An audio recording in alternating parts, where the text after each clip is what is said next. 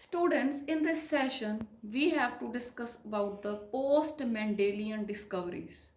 ਤਾਂ ਬੇਟੇ ਆਪਾਂ ਪਹਿਲਾਂ ਕਰ ਚੁੱਕੇ ਹਾਂ ਕਿ ਮੈਂਡਲ ਨੇ ਕੀ ਡਿਸਕਵਰ ਕੀਤਾ, ਕਿਸ ਤਰ੍ਹਾਂ ਦੇ ਲਾਜ਼ ਦਿੱਤੇ, ਕਿਸ ਤਰ੍ਹਾਂ ਉਹਨਾਂ ਨੇ ਟੈਸਟ ਕ੍ਰੋਸ ਕੀਤਾ ਤੇ ਜੀਨੋਟਾਈਪ ਪਤਾ ਕੀਤਾ plants the. So now we have to discuss about the genetic principles which were discovered after Mendel. Medal ਤੋਂ ਬਾਅਦ ਜਿਹੜੇ ਜੈਨੇਟਿਕਸ ਦੇ ਵਿੱਚ ਨਵੇਂ ਪ੍ਰਿੰਸੀਪਲਸ ਆਏ. Now look students, genetics is a very wild field and there are multiple phenomena happening. ਬਹੁਤ ਸਾਰੇ ਜਿਹੜੇ ਵੱਖ-ਵੱਖ ਫਿਨੋਮੀਨਨ ਜਿਹੜੇ ਹੋ ਰਹੇ ਹੈ. ਹੁਣ ਮੈਂਡਲ ਨੇ ਕਿਹਾ ਕਿ ਜਿਹੜਾ ਡੋਮੀਨੈਂਸ ਹੈ, ਜਿਵੇਂ ਪੀ ਪਲਾਂਟ ਸ਼ੋ ਕਰਦਾ ਹੈ ਕਿ ਮੈਂਡਲ ਨੇ ਕਿਹਾ ਕਿ ਡੋਮੀਨੈਂਸ ਹੁੰਦੀ ਹੈ. ਐਗਜ਼ਾਮਪਲ ਦੇ ਤੌਰ ਤੇ ਉਹਨੇ ਪੀ ਪਲਾਂਟ ਜਦੋਂ ਸਟੱਡੀ ਕੀਤਾ ਉਹਨੇ ਦੱਸਿਆ ਕਿ capital T is dominant over small T, capital R is dominant over small R, capital Y is dominant over small Y. Mendel gave the concept of dominance, ਕਹਿੰਦਾ ਪਿਓਰ ਹੈ ਜਿਹੜਾ ਡੋਮੀਨੈਂਸ ਹੁੰਦੀ ਹੈ, ਪਿਓਰ ਕੰਸੈਪਟ ਦਿੱਤਾ ਉਹਨੇ. ਠੀਕ ਹੈ, but ਜ਼ਰੂਰੀ ਨਹੀਂ ਕਿ ਇਸ ਚੀਜ਼ ਨੂੰ ਸਭ ਫੋਲੋ ਕਰਨ, ਸਾਰੇ ਪਲਾਂਟਸ ਫੋਲੋ ਕਰਨ. ਫੋਰ ਐਗਜ਼ਾਮਪਲ ਹੁਣ ਕੁਝ ਬੱਚਿਆਂ ਨੂੰ ਬਾਇਓਲੋਜੀ ਪਸੰਦ ਹੈ, ਪਰ ਸਾਰਿਆਂ ਨੂੰ ਜ਼ਰੂਰੀ ਤਾਂ ਨਹੀਂ ਕਿ ਸਾਰਿਆਂ ਨੂੰ ਬਾਇਓਲੋਜੀ ਪਸੰਦ ਹੋਵੇ. ਕਿਸੇ ਨੂੰ ਕੈਮਿਸਟਰੀ ਵੀ ਚੰਗੀ ਲੱਗ ਸਕਦੀ ਹੈ. ਠੀਕ ਹੈ, ਤਾਂ ਡੈਵੀਏਸ਼ਨਸ ਹੋ ਸਕਦੀਆਂ ਨਾ ਬੇਟੇ. ਤਾਂ ਸਿਮਿਲਰਲੀ ਹੋ ਸਕਦਾ ਕਈ ਪਲਾਂਟਸ ਦੇ ਵਿੱਚ ਕੰਪਲੀਟ ਡੋਮੀਨੈਂਸ ਹੋਵੇ, ਪਿਓਰ ਡੋਮੀਨੈਂਸ ਹੋਵੇ, ਜਿਵੇਂ ਪੀ ਪਲਾਂਟ ਦੇ ਵਿੱਚ ਕੀਤਾ, ਪਰ ਕਈ ਪਲਾਂਟਸ ਦੇ ਵਿੱਚ ਹੋ ਸਕਦਾ ਕਿ ਡੋਮੀਨੈਂਸ ਪੂਰੀ ਨਾ ਹੋਵੇ. ਠੀਕ ਹੈ, exceptions R always there, right. ਫਿਰ ਬੇਟੇ ਮੈਂਡਲ ਤੋਂ ਬਾਅਦ ਡਿਸਕਵਰ ਕੀਤਾ ਗਿਆ ਇਨਕੰਪਲੀਟ ਡੋਮੀਨੈਂਸ ਐਂਡ ਕੋ-ਡੋਮੀਨੈਂਸ. ਇਹ ਦੋ ਨਵੇਂ ਫਿਨੋਮੀਨਨ ਸੀਗੇ ਜਿਹੜੇ ਮੈਂਡਲ ਤੋਂ ਬਾਅਦ ਸਟੱਡੀ ਕੀਤੇ ਗਏ, incomplete dominance and co-dominance. We have to study here in detail about the incomplete dominance and co-dominance. ਬੱਚਿਓ ਇਹ ਨਹੀਂ ਕਿ ਡੋਮੀਨੈਂਸ ਜ਼ਿਆਦਾ ਵਧੀਆ ਜਾਂ ਡੋਮੀਨੈਂਸ ਹੁੰਦਾ ਨਹੀਂ ਜਾਂ ਹੁੰਦਾ. ਸਾਰੋ ਤਿੰਨੋਂ phenomena, dominance, incomplete dominance and co-dominance, everything exists in nature. ਤਿੰਨੋਂ ਹੁੰਦੇ. It depends upon the plant, which plant we are talking about. So with the help of example, I'm going to explain about the dominance we have already done. I'll explain about the incomplete dominance and co-dominance because these are the post-Mendelian discoveries. So now, let's suppose, let's first talk about the definition. What is incomplete dominance? The inheritance in which the offspring shows characteristics intermediate between parental ਕਰੈਕਟਰਿਸਟਿਕਸ, ਮਤਲਬ ਵਿੱਚ ਵਿਚਾਲਾ ਆਵੇ parents ਦੇ characters ਦਾ, intermediate ਹੋਵੇ ਜਿਹੜਾ ਆਫਸਪ੍ਰਿੰਗ ਹੁੰਦਾ ਹੈ, ਜਿਹੜੀ F2 generation ਹੁੰਦੀ ਹੈ ਜਾਂ F1 ਜਨਰੇਸ਼ਨ ਹੁੰਦੀ ਹੈ. ਐਗਜ਼ਾਮਪਲ ਇਹਦੇ 'ਚ ਬੇਟੇ ਐਗਜ਼ਾਮਪਲ ਹੈ ਜਿਹੜੀ that is the flower colour in snapdragon. Snapdragon ਬੇਟੇ ਜਿਹੜਾ ਹੈਗਾ ਪਲਾਂਟ ਦਾ ਨਾਮ ਹੈ. And in Mirabilis jalapa. Mirabilis jalapa is also called as 4 o'clock plant. Snapdragon is also called as dog flower. So what happened here is, parents ਲਏ ਬੇਟੇ ਜਿਨ੍ਹਾਂ ਦੇ ਫਲਾਰ, ਇੱਕ ਪੇਰੈਂਟ ਲਿਆ ਜਿਹਦੇ ਫਲਾਰ ਰੈੱਡ ਸੀ, ਕੈਪੀਟਲ ਆਰ ਕੈਪੀਟਲ ਆਰ. ਇੱਕ parent ਲਿਆ ਜਿਹਦੇ ਫਲਾਰਸ ਵਾਈਟ ਸੀ, ਸਮਾਲ ਆਰ ਸਮਾਲ ਆਰ. ਗਮੀਟਸ ਆ ਗਏ ਇਹਨਾਂ ਦੋਨਾਂ ਕੈਪੀਟਲ ਆਰ ਚੋਂ. ਆਪਾਂ ਕਿਹਾ ਸੈਗਰੀਗੇਸ਼ਨ ਹੋਣੀ ਹੁੰਦੀ ਹੈ, ਲਾਅ ਆਫ ਸੈਗਰੀਗੇਸ਼ਨ. ਦੋਨੋਂ ਗਮੀਟ ਸੈਪਰੇਟ ਹੋ ਜਾਂਦੇ ਆ ਤਾਂ ਕਿ n ਨੰਬਰ ਆ ਜਾਏ, ਤਾਂ ਇੱਕ ਆਰ ਆ ਗਿਆ, ਤਾਂ ਇਹਦੇ ਚੋਂ ਸਮਾਲ ਆਰ ਆ ਗਿਆ. ਠੀਕ ਹੈ, ਤਾਂ F1 ਜਨਰੇਸ਼ਨ ਬੇਟੇ ਆ ਗਈ ਕੈਪੀਟਲ ਆਰ ਸਮਾਲ ਆਰ. ਤੇ ਇਹ ਫਲਾਰ ਦਾ ਕਲਰ ਸੀ ਬੇਟੇ ਪਿੰਕ, ਰੈੱਡ ਤੇ ਵਾਈਟ ਦੇ ਵਿੱਚ ਇੰਟਰਮੀਡੀਏਟ ਪਿੰਕ ਕਲਰ ਦਾ ਜਿਹੜਾ ਸੀ F1 ਜਨਰੇਸ਼ਨ ਆਈ. ਤਾਂ ਬੇਟੇ ਇਹਦੇ ਵਿੱਚ ਜਿਹੜਾ ਹੈ ਕੀ ਆਪਾਂ ਕਰ ਸਕਦੇ ਹਾਂ. ਹੁਣ ਆਪਾਂ ਦੇਖੋ ਰੈੱਡ ਫਲਾਰ ਦੇ ਵਿੱਚ 2 ਆਰ ਹੈ, ਕੈਪੀਟਲ ਆਰ ਕੈਪੀਟਲ ਆਰ. ਠੀਕ ਹੈ, 2 capital R's are there. How many capital R's in the red flower plant? 2 R's.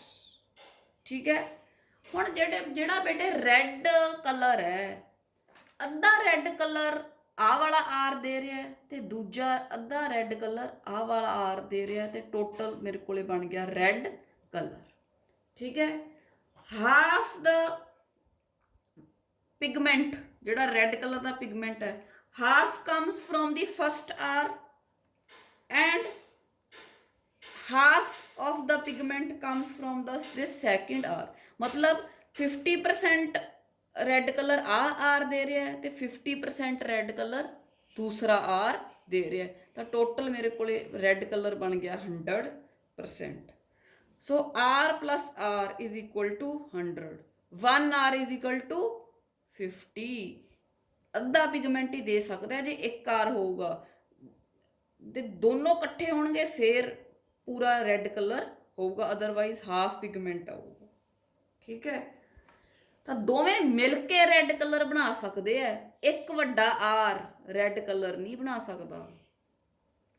ਠੀਕ ਹੈ, ਤਾਂ ਹੁਣ ਇੱਥੇ ਆਪਣੇ ਕੋਲ ਇੱਕ ਵੱਡਾ ਆਰ ਸੀ ਤਾਂ ਅੱਧਾ ਹੀ ਰੈੱਡ ਕਲਰ ਆਊਗਾ, ਤਾਂ ਕਿਹੜਾ ਕਲਰ ਬਣ ਗਿਆ? ਪਿੰਕ ਫਲਾਵਰ ਦਾ, ਬਿਕੋਜ਼ ਹਾਫ ਦਾ pigment is given contributed by first R and half the red pigment is contributed by the second R।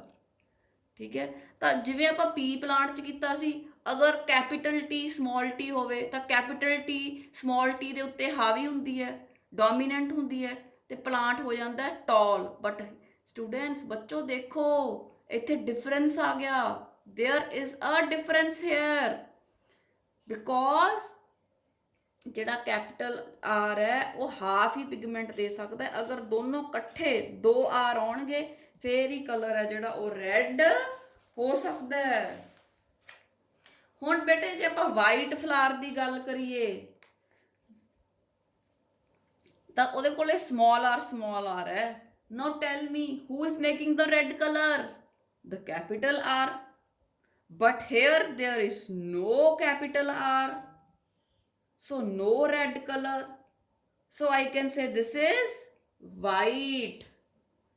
okay, now look at the F1 generation, we have 1 R means half of the red pigment, means a little color, right? So this is pink। now on selfing ਜਿਹੜੀ F1 generation आई ਇਹਦਾ आपस में cross कराया, gametes आ गए, capital R small R capital R small R. Let's make a checker board, a Punnett square.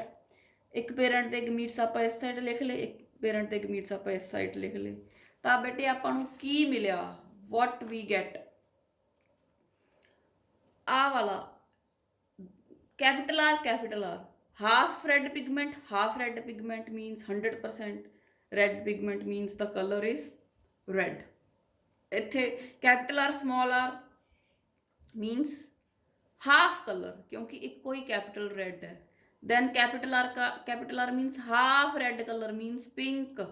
ਇੱਥੇ ਬੇਟੇ capital R ਹੈ ਹੀ ਨਹੀਂ। ठीक है, no capital R, who is making the red colour? Capital R, तो red so capital R is missing, so the colour is white. हुण तुसीं बेटे देखोगे कि 1 रेड 2 पिंक एंड 1 वाइट। ठीक है, जेड़ा रेड है it has double dose of the pigment, double dose 2 R. ठीक है, जिहदे कोल एक है वो फिर अद्धा कलर ही देगा, इंटरमीडिएट बन जूगा, पिंक बन जूगा। तो white they which there is no dose of R, so 1 आपां कह सकते हैं। So the capital R is not completely dominant. ਜਿਹੜਾ कैपिटल आर है ये पूरे का पूरा आपदा करैक्टर नहीं दिखा सकता, जे दोनों इकट्ठे होणगे फिर ही दिखा सकता है। So it is not completely dominant. Not completely का मतलब incomplete dominance like capital T and small T. तो मैंडल ने तो यही दसिया सी कि डोमीनेंस हुंदी है कैपिटल टी स्मॉल टी के उत्ते हावी हुंदी है, पर इत्थे ਜਿਹੜਾ कैपिटल आर है वो स्मॉल आर ਦੇ ਉੱਤੇ टोटली हावी नहीं ਹੁੰਦਾ। It contributes half of the colour.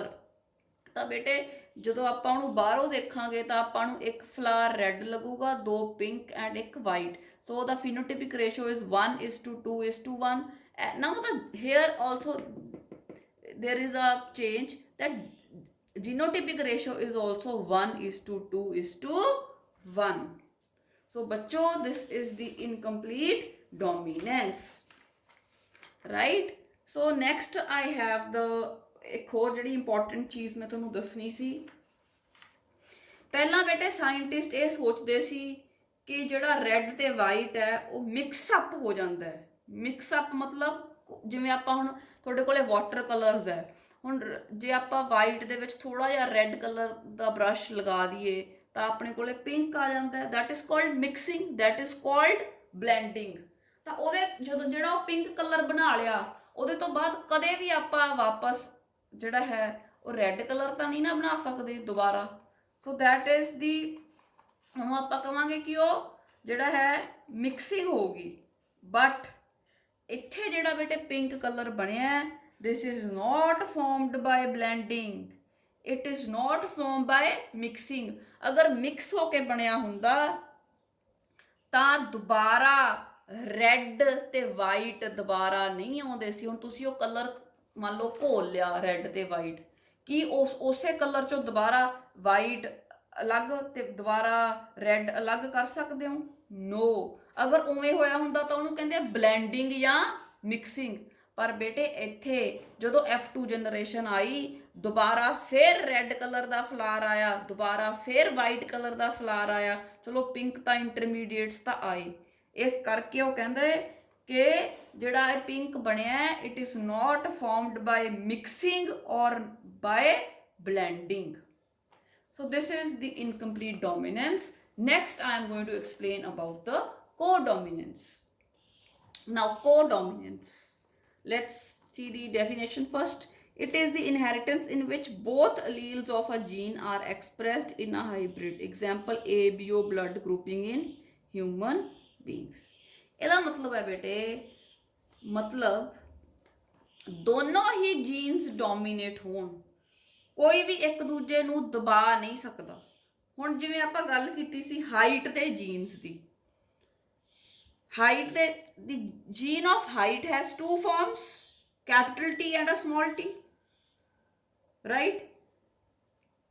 ਜਿਹੜਾ ਹਾਈਟ ਦਾ ਜੀਨ ਸੀ ਪੀ ਪਲਾਂਟ ਦੇ ਵਿੱਚ, it has capital T and small t. Capital T is dominant over small t. But ਜਿਹੜੇ ਬਲੱਡ ਦੇ ਬੇਟੇ ਜਿਹੜੇ ਹੈਗੇ ਜਿਹੜੇ ਅਲੀਲਸ ਹੈ ਨਾ, ਉਹ ਮਤਲਬ ਦੋਨੋਂ ਹੀ ਜਿਹੜੇ ਹੈਗੇ ਹੈ ਇਕੱਠਾ ਹੀ ਆਪਦਾ ਜਿਹੜਾ ਹੈ ਦਿਖਾਉਂਦੇ ਆ, ਆਪਦਾ ਐਕਸਪ੍ਰੈਸ ਹੁੰਦੇ ਆ ਦੋਨੋਂ ਇਕੱਠੇ ਹੀ। ਸੋ we have given the example of ABO blood grouping. ਮਤਲਬ ਦੋਨੋਂ ਹੀ ਜੀਨਸ ਡੋਮੀਨੈਂਟ ਹੋਣ, ਕੋਈ ਵੀ ਇੱਕ ਦੂਜੇ ਨੂੰ ਦਬਾ ਨਾ ਸਕੇ, ਰਾਈਟ?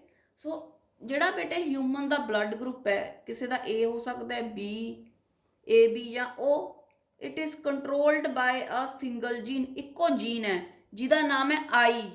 ਇਹ I ਜੀਨ ਹੈ ਜਿਹੜਾ ਇਹ ਹਿਊਮਨ ਦੇ ਬਲੱਡ ਗਰੁੱਪ ਨੂੰ ਕੰਟਰੋਲ ਕਰ ਰਿਹਾ। I ਜੀਨ ਡਿਸਾਈਡ ਕਰਦਾ ਹੈ, ਠੀਕ ਹੈ, ਕਿ ਉਹਦੀ ਕਿਸ ਤਰ੍ਹਾਂ ਦੀ ਫਾਰਮ ਆਈ ਹੈ ਤੇ ਕਿਸ ਤਰ੍ਹਾਂ ਦਾ ਬਲੱਡ ਗਰੁੱਪ ਕਿਸੇ ਬੰਦੇ ਦਾ ਹੋਊਗਾ।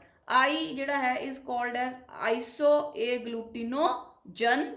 ਜਿਹੜਾ I ਜੀਨ ਹੈ it is called as isoagglutinogen and it has 3 different forms. ਜਿਵੇਂ ਹਾਈਟ ਦੇ ਜੀਨ ਦੀਆਂ ਤਾਂ 2 ਫਾਰਮਸ ਸੀ, T, capital T and small t। ਪਰ ਜਿਹੜਾ ਬਲੱਡ ਦਾ I ਜੀਨ ਹੈ, ਆਈਸੋਏਗਲੂਟਿਨੋਜਨ ਹੈ ਜਿਹੜਾ, ਇਹਦੀਆਂ 3 ਫਾਰਮਸ ਹੈ, IA, IB, IO। IO ਨੂੰ ਬੇਟੇ ਆਪਾਂ ਸਮਾਲ I ਵੀ ਲਿਖ ਦਿੰਦੇ ਹਾਂ, ਠੀਕ ਹੈ। ਹੁਣ ਜਿਹੜਾ ਬੇਟੇ ਜੀਨ IA ਤੇ IB ਹੈ, ਦੇ show no dominance over each other.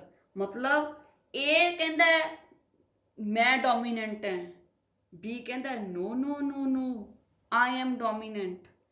A is trying to suppress B and B is trying to suppress A. This is called as co-dominance. ਜਦੋਂ ਦੋਨਾਂ ਦਾ ਹੀ ਬਰਾਬਰ ਹੋਣ, ਦੋਨੇ ਹੀ, ਕੋਈ ਵੀ ਇੱਕ ਦੂਜੇ ਤੇ ਹਾਵੀ ਨਾ ਹੋ ਸਕੇ, ਕੋਈ ਵੀ ਇੱਕ ਦੂਜੇ ਨੂੰ ਸਪਰੈਸ ਨਾ ਕਰ ਸਕੇ, ਵੀ ਕਾਲ ਇਟ ਐਸ ਕੋਡੋਮੀਨੈਂਸ। ਠੀਕ ਹੈ, ਇਹ ਤਾਂ ਗੱਲ ਹੋ ਗਈ ਆਈ ਜੀਨ, ਆਈ ਜਿਹੜਾ ਹੈ ਆਈ ਏ ਤੇ ਆਈ ਬੀ ਦੀ ਜਿਹੜੀ ਉਹਦੀ ਫਾਰਮ ਹੈ। ਹੁਣ ਬੇਟਾ ਜਿਹੜੀ ਉਹਦੀ ਥਰਡ ਫਾਰਮ ਹੈ, ਥਰਡ ਅਲੀਲ ਹੈ, ਆਈ ਓ ਜਾਂ ਸਮਾਲ ਆਈ ਜਿਹਨੂੰ ਆਪਾਂ ਕਿਹਾ ਹੈ, ਦਿਸ ਇਜ਼ ਰਿਸੈਸਿਵ। ਤਾਂ ਹੀ ਆਪਾਂ ਇਹਨੂੰ ਸਮਾਲ ਲੈਟਰ ਨਾਲ ਲਿਖਿਆ, because it is a recessive ਲੀਵ। ਏ ਤੇ ਬੀ ਦੋਨੋਂ ਹੀ ਸਪਰੈਸ ਕਰ ਸਕਦੀਆਂ ਆਈ ਓ ਨੂੰ, ਦੋਨੋਂ ਹੀ ਇਹਨੂੰ ਦਬਾਉਂਦੀਆਂ। ਜਦੋਂ ਏ ਜਾਂ ਬੀ ਹੋਵੇ, ਇਹ ਆਪਦਾ ਰੰਗ ਨਹੀਂ ਦਿਖਾ ਸਕਦਾ, ਇਹ ਆਪਦੇ ਆਪ ਨੂੰ ਐਕਸਪ੍ਰੈਸ ਨਹੀਂ ਕਰ ਸਕਦਾ। ਠੀਕ ਹੈ, ਤਾਂ ਇਹ ਹੈਗੀ ਹੈ ਜਿਹੜੀ, ਇਹ ਹੈਗੀ ਹੈ ਰਿਸੈਸਿਵ ਅਲੀਲ ਹੈ। ਜਿਹੜਾ ਏ ਹੈ ਉਹ ਵੀ ਓ ਤੇ ਡੋਮੀਨੈਂਟ ਹੈ, ਆਈ ਓ ਤੇ। ਜਿਹੜਾ ਬੀ ਹੈ ਉਹ ਵੀ ਓ ਤੇ ਡੋਮੀਨੈਂਟ ਹੈ, ਪਰ ਵਿਚਾਰਾ ਓ ਹੈ ਜਿਹੜਾ, ਇਹ ਭੋਲਾ ਭਾਲਾ ਹੈ, ਰਿਸੈਸਿਵ ਹੈ, ਸਭ ਦੀ ਗੱਲ ਨਹੀਂ ਮੰਨ ਲੈਂਦਾ। ਜਦੋਂ ਏ ਤੇ ਬੀ ਇਕੱਠੇ ਆਉਂਦੇ ਆ, ਨਾ ਏ ਬੀ ਨੂੰ ਦਬਾ ਸਕਦਾ ਹੈ, ਨਾ ਬੀ ਏ ਨੂੰ ਦਬਾ ਸਕਦਾ ਹੈ, ਪਰ ਉਹ ਆਈ ਓ ਨੂੰ ਏ ਵੀ ਦਬਾ ਸਕਦਾ ਹੈ ਤੇ ਬੀ ਵੀ ਦਬਾ ਸਕਦਾ ਹੈ। ਰਾਈਟ। ਤਾਂ ਬੇਟੇ ਅਗਰ ਆਪਾਂ ਦੇਖੀਏ ਕਿ ਜਦੋਂ ਆਪਾਂ ਕਿਹਾ ਕਿ ਕੋਈ ਵੀ ਇੱਕ ਦੂਜੇ ਨੂੰ ਸਪਰੈਸ ਨਹੀਂ ਕਰ ਸਕਦਾ, ਆਪਾਂ ਉਹਨੂੰ ਕਹਿੰਦੇ ਆ ਕੋਡੋਮੀਨੈਂਸ। ਤਾਂ ਨਾਲ ਹੀ ਬੱਚੋ ਮੈਂ ਤੁਹਾਨੂੰ ਇੱਕ ਹੋਰ ਗੱਲ ਸਮਝਾਉਣੀ ਹੈ ਕਿ ਜਿਹੜਾ ਆਈ ਜੀਨ ਹੈ ਉਹਦੀਆਂ ਕਿੰਨੀਆਂ ਫਾਰਮਸ ਹੈ? 3। ਇੱਕ ਆਈ ਏ, ਦੂਜੀ ਆਈ ਬੀ ਤੇ ਤੀਸਰੀ ਆਈ ਓ। ਹੁਣ ਇੱਕ ਜੀਨ ਦੀਆਂ ਬੇਟੇ ਜਦੋਂ ਇੰਨੀਆਂ ਫਾਰਮਸ ਹੋਣ, ਮੈਨੀ ਫਾਰਮਸ ਹੋਣ, this is called as multiple allelism. Forms ਨੂੰ ਆਪਾਂ ਕੀ ਕਹਿੰਦੇ? ਅਲੀਲਸ। ਤੇ 2 ਤੋਂ ਵੱਧ ਫਾਰਮਸ ਹੋਣ ਮਤਲਬ ਮਲਟੀਪਲ ਅਲੀਲਸ, ਮੈਨੀ ਫਾਰਮਸ।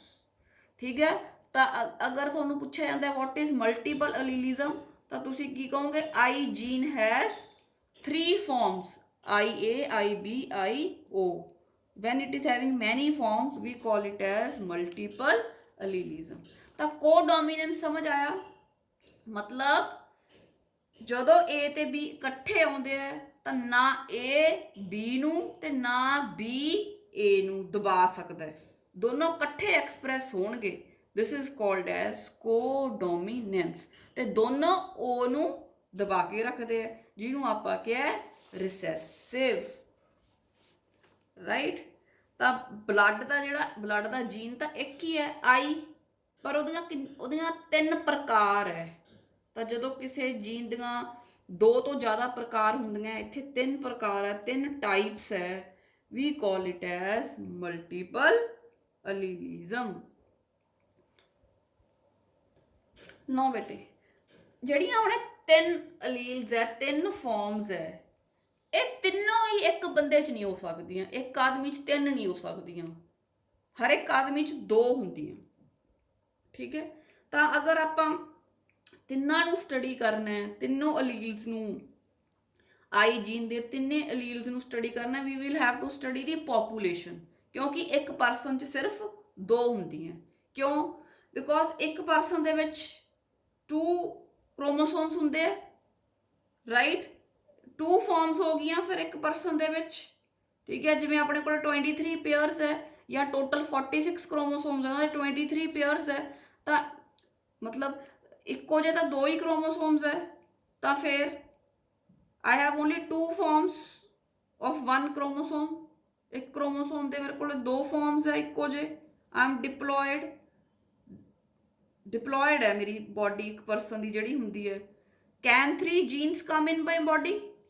3 genes ਕਿਵੇਂ ਆ ਸਕਦੇ ਆ? No, only 2 forms or alleles are there in one person, because a person has only 2 forms of 1 chromosome. ਤਾਂ ਅਗਰ ਆਪਾਂ ਮਲਟੀਪਲ ਅਲੀਲਿਜ਼ਮ ਸਟੱਡੀ ਕਰਨਾ ਹੋਵੇ ਤਾਂ ਆਪਾਂ ਨੂੰ ਇਹ ਪੋਪੂਲੇਸ਼ਨ ਵਿੱਚ ਦਿਸਦਾ ਹੈ। ਰਾਈਟ, ਕਿਉਂਕਿ ਅਲੱਗ-ਅਲੱਗ ਜਿਹੜੇ ਹੈਗੇ ਆ ਆਰਗੇਨਿਜ਼ਮਸ, ਉਹਨਾਂ ਦੇ ਵਿੱਚ ਅਲੱਗ-ਅਲੱਗ ਅਲੀਲਸ ਹੁੰਦੀਆਂ ਤੇ 2 ਅਲੀਲਸ ਹੈ ਜਿਹੜੀਆਂ ਦੋ ਫਾਰਮਸ ਹੈ ਉਹ ਇੱਕ ਆਰਗੇਨਿਜ਼ਮ ਦੇ ਵਿੱਚ ਆ ਸਕਦੀਆਂ। ਕਿਉਂ ਆ ਸਕਦੀਆਂ ਮੈਂ ਆਲਰੇਡੀ ਸਮਝਾਤਾ, ਬਿਕੋਜ਼ ਜਿਹੜਾ ਹੈ ਇੱਕ ਕ੍ਰੋਮੋਸੋਮ ਦੀਆਂ 2 ਫਾਰਮਸ ਹੀ ਹੁੰਦੀਆਂ, because we are diploid, right. ਹੁਣ ਬੇਟੇ ਜਿਹੜਾ ਹੁੰਦਾ IA ਅਲੀਲ ਤੇ IB ਅਲੀਲ, ਇਹ ਬੇਟੇ ਐਂਟੀਜਨਸ ਪ੍ਰੋਡਿਊਸ ਕਰਦੇ ਹੈ A ਤੇ B, ਤੇ ਜਿਹੜਾ ਰਿਸੈਸਿਵ ਹੈ IO, ਇਹ ਕੋਈ ਵੀ ਐਂਟੀਜਨ ਪ੍ਰੋਡਿਊਸ ਨਹੀਂ ਕਰਦਾ। ਸੋ ਨੈਕਸਟ ਬੇਟੇ ਜਿਹੜਾ ਆਪਣਾ ਬਲੱਡ ਹੈ ਉਹ ਦੋ ਕੰਪੋਨੈਂਟਸ ਦਾ ਬਣਦਾ ਹੈ, ਸੈਲਸ ਸੋਲਿਡ ਪਾਰਟ ਤੇ ਲਿਕੁਇਡ ਪਾਰਟ। ਜਿਹੜਾ ਸੈਲਸ ਹੁੰਦੇ ਬੇਟੇ it farms the 45% composition of the blood. ਜਿਹੜਾ ਲਿਕੁਇਡ ਹੁੰਦਾ ਬੇਟੇ that is called the plasma and it contributes 55%। ਜਿਹੜੇ ਸੈਲਸ ਹੁੰਦੇ ਆ ਬੇਟੇ ਮੇਨਲੀ 3 ਤਰ੍ਹਾਂ ਦੇ ਹੁੰਦੇ ਆ, red blood cells, white blood cells and platelets. Here when we are talking about the ABO blood grouping, I will talk only about the RBCs, only the RBCs and the plasma। ਹੁਣ ਬੇਟੇ ਜਿਹੜੇ RBC ਹੁੰਦੇ ਆ ਉਹਨਾਂ ਦਾ ਜਿਹੜਾ ਬਾਹਰਲਾ surface ਹੁੰਦਾ ਹੈ, ਜਿਹੜੀ ਉਹਨਾਂ ਦੀ ਪਲਾਜ਼ਮਾ ਮੈਂਬਰੇਨ ਹੁੰਦੀ ਹੈ, ਉਹਦੇ ਤੇ ਬੇਟੇ ਦੋ ਤਰ੍ਹਾਂ ਦੇ ਐਂਟੀਜਨਸ ਪਏ ਹੁੰਦੇ ਆ, antigen A and antigen B। ਅਗਰ ਐਂਟੀਜਨ A ਹੋਵੇ ਤਾਂ ਬੇਟੇ ਬਲੱਡ ਗਰੁੱਪ ਹੈ ਜਿਹੜਾ ਉਹ ਬਣ ਜਾਂਦਾ A। ਅਗਰ ਐਂਟੀਜਨ B ਪਿਆ ਰੈੱਡ ਬਲੱਡ ਸੈੱਲ ਦੀ ਮੈਂਬਰੇਨ ਤੇ ਤਾਂ ਬਲੱਡ ਗਰੁੱਪ ਕਿਹੜਾ ਬਣ ਜੂਗਾ B। ਅਗਰ ਐਂਟੀਜਨ A ਵੀ ਪਿਆ ਤੇ B ਵੀ ਪਿਆ, ਬੋਥ ਪਏ ਹੈ, ਤਾਂ ਬੰਦੇ ਦਾ ਬਲੱਡ ਗਰੁੱਪ ਬਣ ਜੂਗਾ AB। ਅਗਰ ਨਾ ਹੀ A ਐਂਟੀਜਨ ਪਿਆ ਰੈੱਡ ਬਲੱਡ ਸੈੱਲ ਦੇ ਉੱਪਰ ਤੇ ਨਾ ਹੀ B, ਉਹਦੇ ਸਰਫੇਸ ਦੇ ਉੱਪਰ ਕੋਈ ਵੀ ਐਂਟੀਜਨ ਹੈ ਨਹੀਂ, ਐਬਸੈਂਟ ਹੈ ਐਂਟੀਜਨ, ਨਾ A ਪਿਆ ਨਾ B ਪਿਆ, ਤਾਂ ਬੇਟੇ ਬਲੱਡ ਗਰੁੱਪ ਬਣ ਜਾਂਦਾ O। Understood.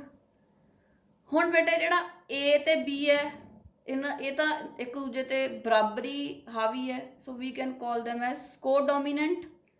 A is dominant over O and B is also dominant over O, right।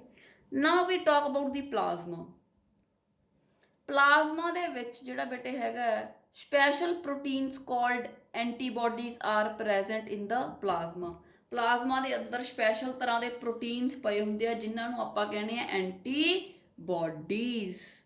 ਤੇ ਐਂਟੀਬੋਡੀਜ਼ ਜੇ ਪੁੱਛ ਲੈਣ ਵਾਟ ਆਰ ਐਂਟੀਬੋਡੀਜ਼ ਤਾਂ ਆਪਾਂ ਕਹਿ ਸਕਦੇ ਹਾਂ they are the plasma proteins, means the proteins present in the plasma.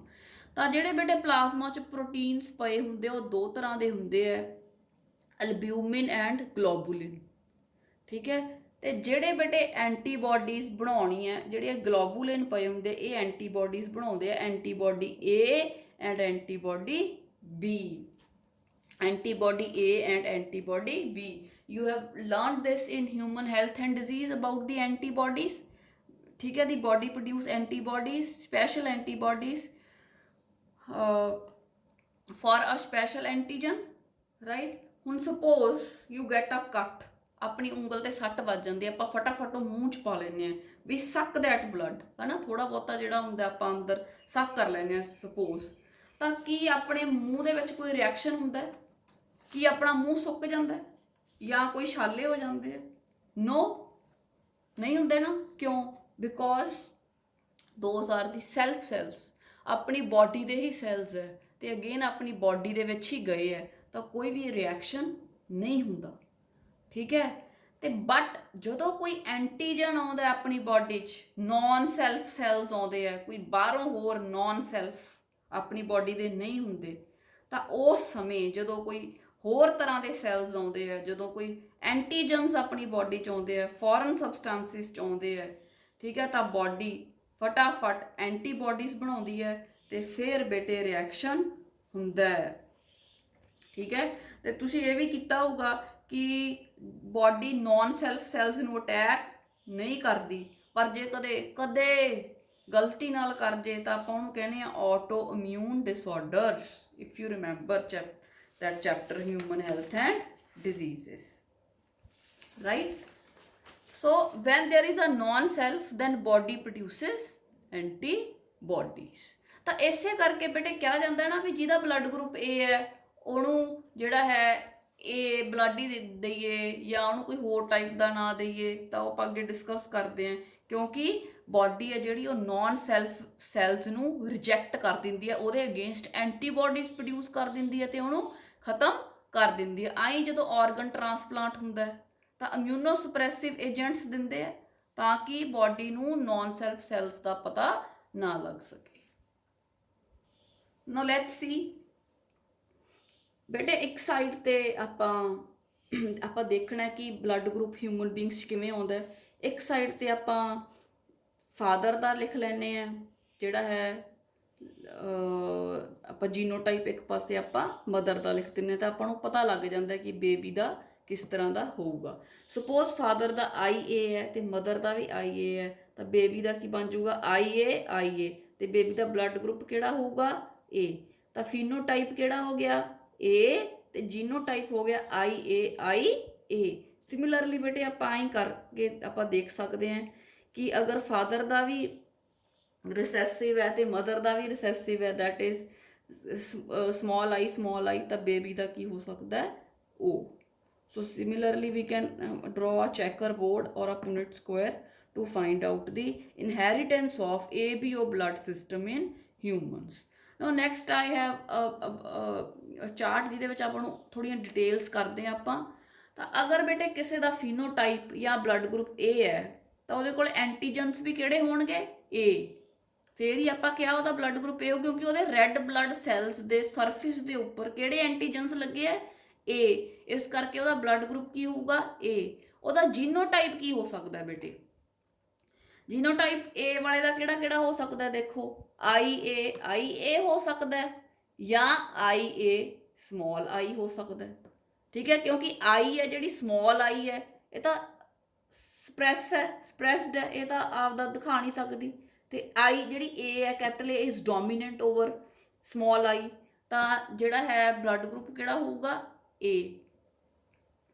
ਠੀਕ ਹੈ, ਅਗਰ ਐਂਟੀਜਨ A ਹੈ ਤਾਂ ਐਂਟੀਬੋਡੀ ਕਿਹੜੀ ਪ੍ਰੋਡਿਊਸ ਹੋਊਗੀ B।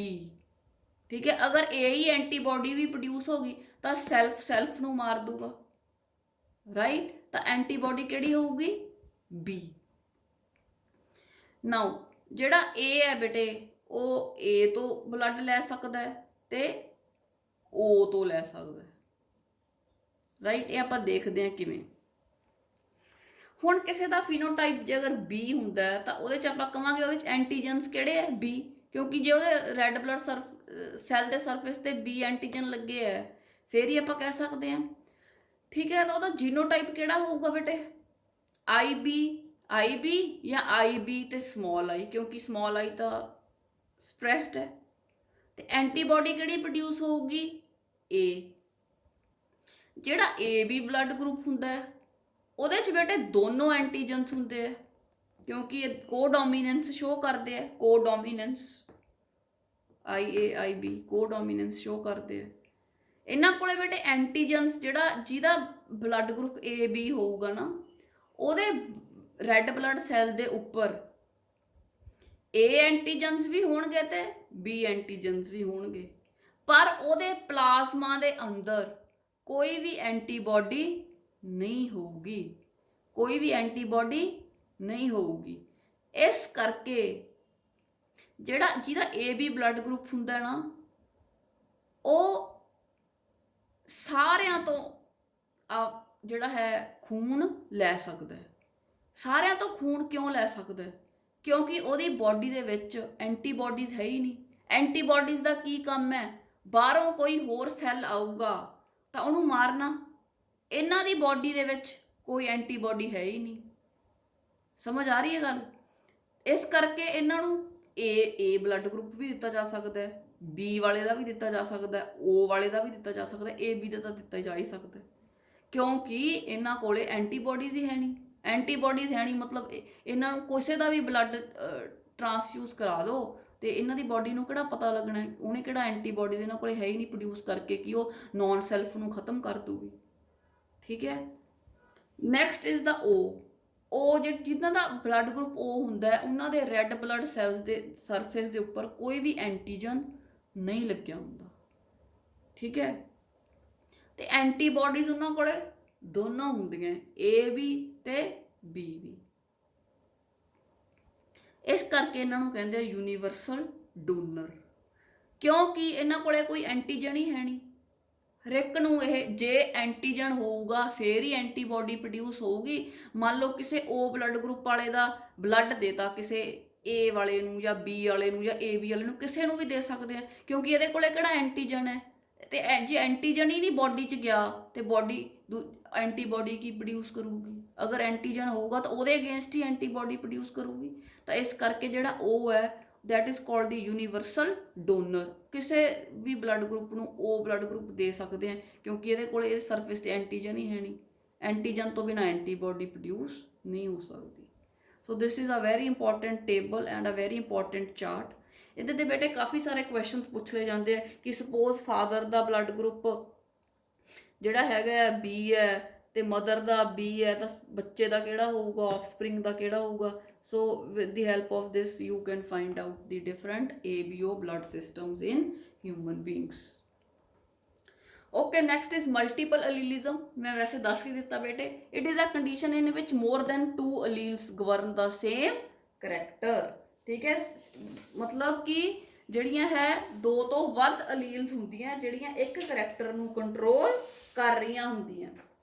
ਜਿਵੇਂ ਆਪਾਂ ਕਿਹਾ ਜਿਹੜਾ ਹਾਈਟ ਹੈ ਉਹਦੇ 2 ਫਾਰਮਸ ਹੈ, ਠੀਕ ਹੈ, ਪਰ ਜਿਹੜਾ ਇਹ ਬਲੱਡ ਗਰੁੱਪ ਵਾਲਾ ਜੀਨ ਹੈ I ਹੈ, ਇਹ ਸਪੈਸ਼ਲ ਹੈ ਬੇਟੇ, ਇਟ ਹੈਜ਼ 3 forms.